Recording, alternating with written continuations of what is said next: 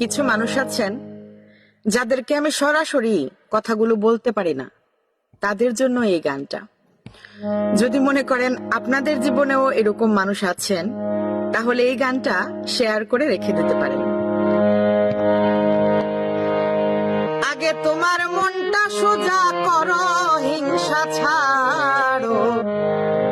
আগে তোমার মনটা সোজা করো, আগে তোমার মনটা সোজা করো, হিংসা ছাড়ো।